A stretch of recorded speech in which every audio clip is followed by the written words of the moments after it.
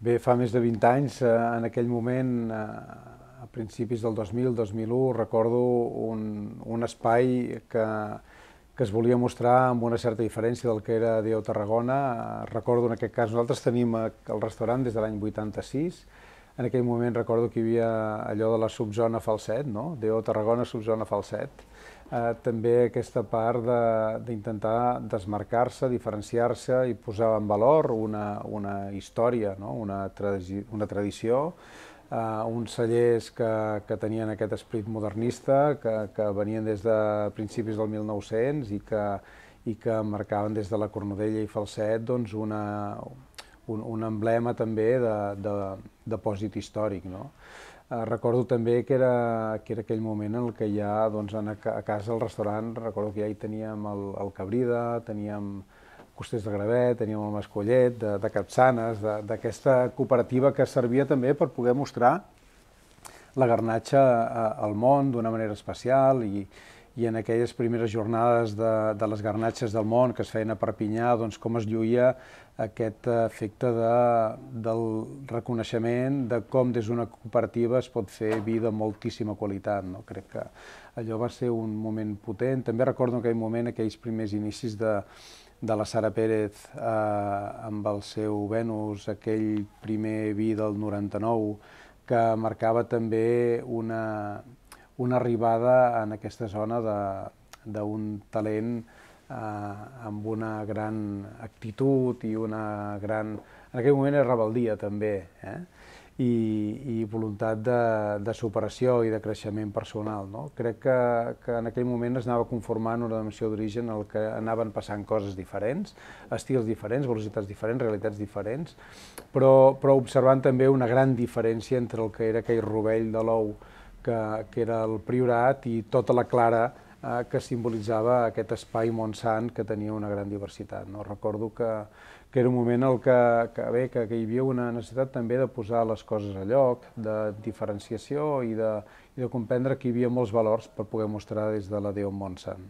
Bé, l'evolució d'aquests últims 20 anys del que representen els vins de la denominació d'origen Montsant, de les persones que hi ha treballant a dins de la denominació d'origen Montsant, és realment molt engrescador, molt interessant.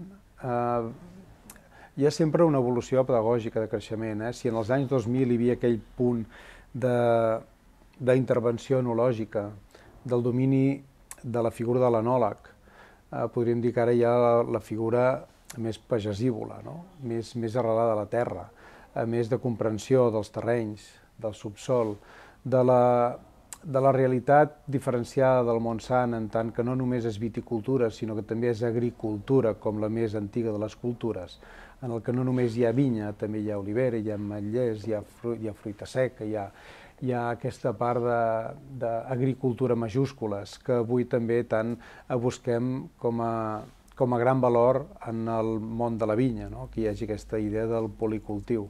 Crec que el Montsant es defineix també per aquesta mirada sobre el policultiu, en el que hi ha gent que fa vi, però també té una partida per fer oli, té una part per fer ametlles, no? I crec que això també correspon a una part de la idiosincràsia de la Deo Montsant. També aquesta capacitat de poder mostrar des d'una climatologia també canviant i variable i diferent, no? En el que saps que tens al nord la serralada imponent que va impressionar tant els savis del segle XII del Montsant, també aquesta entrada fresca de la mirada més de la garbinada per la Serra de Llevaria, la part més profundament atlàntica d'aquesta mirada de la Figuera i com s'obre cap al sud, no? tirant avall cap al riu Ebre, no? Amb una idea de més contundència i de més vigorositat, no? amb l'expressió dels vins.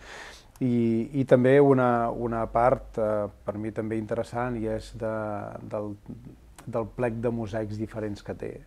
De que no només hi ha un tacte de final de boca de la licorella, sinó que també hi ha una agilitat del granit, en el principi del paladar, una sensació de que el granit et dona més energia, de que hi ha el penal que obre, de que hi ha la calissa que evoca una idea de salivació en els laterals cap a les evocacions de salinitat, de fixar paràmetres diferents del que seria el Priorat, no? De manera que hi ha com paràmetres de boca molt interessants que fan que puguem tindre un Montsant molt ric, amb alçades diferents, no? Que passes de 50 metres a 700 metres i que fa que hi hagi doncs, un camp per tothom, de l'exposició amb cara nord, amb cara sud, amb la Garnatxa i la Carinyena com a fils conductors, però jo et diria que el més interessant del Montsant ara mateix és la gent que hi treballa, l'empenta, els estímuls creatius vinculats a una interpretació del sol, d'entendre que s'ha de repensar molt més les elaboracions que abans, que hi ha diferents maneres d'escolta del que representa la Déu Montsant, que hi ha una gran sensibilitat en la gent que hi ha ara mateix treballant-hi, i em quedaria amb aquestes singularitats. Diversitat d'alçada, diversitat climàtica, diversitat de mosaic i gent amb molt de talent. Bé, en tot cas, el 2001 va ser una collita excepcional.